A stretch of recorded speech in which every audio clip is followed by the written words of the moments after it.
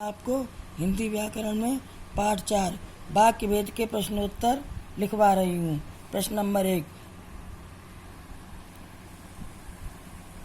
वाक्य किसे कहते हैं? उत्तर, शब्दों के सार्थक समूह को वाक्य कहते हैं।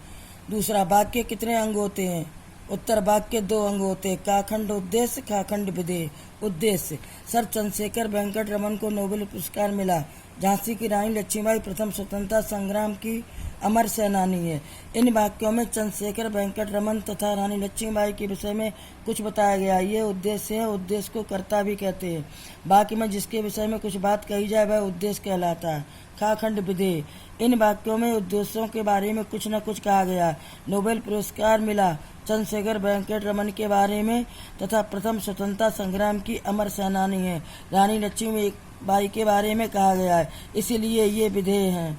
उद्देश्य का विस्तार, उद्देश्य कभी कभी अकेला आता है, परंतु कभी कभी उसकी विशेषताएं याद बताने वाले अन्य शब्द उसके साथ आते हैं। जैसे बच्चा खेल रहा है। सेकंड उदाहरण, एक छोटा बच्चा खेल रहा है।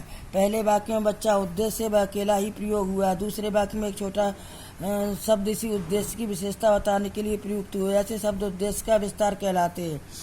प्रश्न नंबर 2, विधेय का विस्तार लिखिए। कर्म का विस्तार, उदाहरण, देवेंद्र चित्र बनाता है। दूसरा उदाहरण, देवेंद्र एक सुंदर चित्र बनाता है। ऊपर के दोनों वाक्यों में चित्र कर्म है। दूसरे काव्य में एक सुंदर सब चित्र की विशेषता बता रहे हैं। कर्म की विशेषता बताने वाले शब्द को कर्म का विस्तार कहते हैं।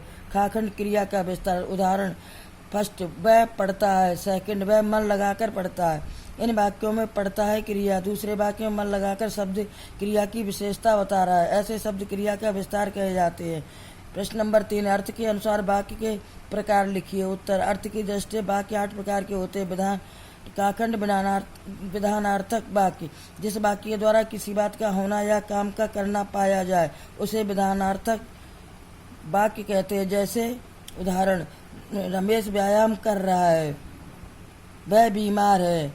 इसमें व्यायाम विधानवाचक है और बीमार विधानवाचक है। खाखंड निषेधात्मक या नकारात्मक वाक्य, जब काव्य में किसी बात के न करने का बोध हो उसे निषेधात्मक या नकारात्मक वाक्य कहते हैं। जैसे माली पौधों को पानी नहीं दे रहा है, घूमने मत जाओ। सामान्यतः हिंदी में सकारात्मक वाक्यों में नहीं न मत लगाकर नकारात्मक वाक्य बनाए जाते हैं। गाखंड इच्छावाचक वाक्य, जिस वाक्य से इच्छा, आशीर्वाद, शुभकामना आदि का बोध हो उसे इच्छावाचक वाक्य कहते हैं। जैसे आपका जीवन सुखी हो, शुभकामना, आशीर्वाद, भगवान सबका भला करे, अच्छा। गाखंड प्रश्नवाचक वाक्य, जब वाक्य में प्रश्न पूछा जाए तो उसे प्रश्नवाचक वाक्य कहते हैं। जैसे तुम्हारा क्या नाम है, परसों तुम कहाँ गए थे।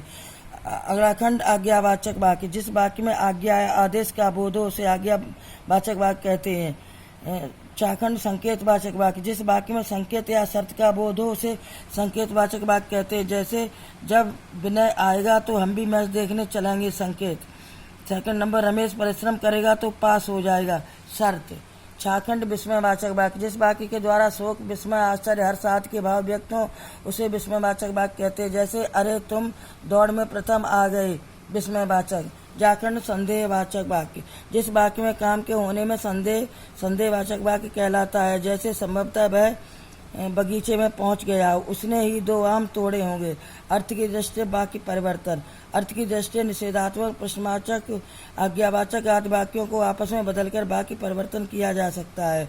जैसे प्रश्न नंबर, कविता विद्यालय जाएगी, विधानवाचक। अगला, कविता विद्यालय नहीं जाएगी, निषेधात्मक, नकारात्मक वाक्य।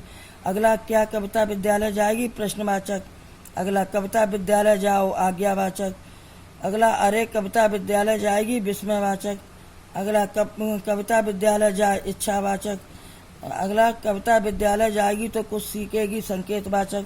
अगला नंबर, संभवतः कविता विद्यालय गई होगी, संदेहवाचक। अगला क्वेश्चन, अर्थ की दृष्टि नीचे लिखे वाक्यों का प्रकार बताइए। फर्स्ट नंबर, तुमने भोजन नहीं किया, निषेधात्मक। सेकंड, एक गिलास पानी दो, आज्ञावाचक। थर्ड, बाहर सुंदर वाटिका है, विस्मयवाचक। अगला नंबर, कितना मीठा फल है, विस्मयवाचक। अगला, प्रभु तुम्हें दीर्घायु करें, इच्छावाचक। अगला, अच्छी वर्षा से अच्छी फसल होती है, संकेतवाचक। प्रश्न नंबर 5, निर्देशानुसार वाक्य परिवर्तन कीजिए। फर्स्ट नंबर, रविंद्र आज कल दिन भर पढ़ता रहता है, प्रश्नवाचक वाक्य में बदलिए। उत्तर, क्या रविंद्र आजकल दिन भर पढ़ता है? सेकंड नंबर, शायद वह सामान खरीदने के लिए बाजार गया, निषेधात्मक वाक्य में बदलिए। उत्तर, शायद वह सामान खरीदने के लिए बाजार नहीं गया। थर्ड नंबर, शीला रोज पढ़ती है, आज्ञाकारी वाक्य में बदलिए। उत्तर, शीला रोज पढ़ो।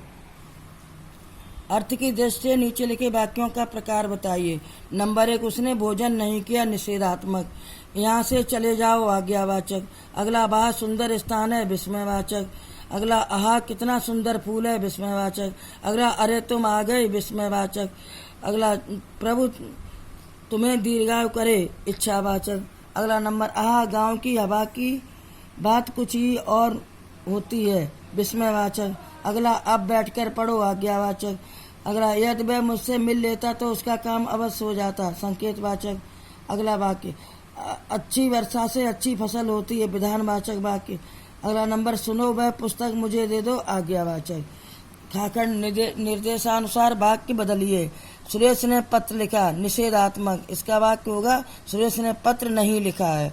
ऐसे, तुमने काम पूरा कर लिया, क्या तुमने काम पूरा कर लिया। अगला, कपिल वस्तु जाना अब संभव नहीं है, विधानवाचक। कपिल वस्तु जाना अब संभव है। अगला, युद्ध में जय बोलने वालों का भी महत्व है, शायद युद्ध में जय बोलने वालों का महत्व है। अगला, मेरा पत्र आपको मिला, अरे मेरा पत्र आपको मिल गया। 6, विवेकानंद अपने समय के श्रेष्ठ वक्ता थे, क्या विवेकानंद अपने समय के श्रेष्ठ वक्ता थे। रमेश और महेश को साथ रहना चाहिए, मेरी इच्छा है कि रमेश व महेश साथ रहें। यह काम कर दीजिए, यह काम करो। वह सामान खरीदने बाजार गया है, मुझे लगता है कि वह सामान खरीदने बाजार गया है। अगला, क्या इस बार हमारे विद्यालय में बहुत बड़े बड़े आदमी आ रहे हैं, विस्मयवाचक में बदलना है। क्या इस बार हमारे विद्यालय में बहुत बड़े बड़े आदमी आ रहे हैं। बच्चों, पाठ पूरा हुआ, प्रश्नोत्तर याद करें।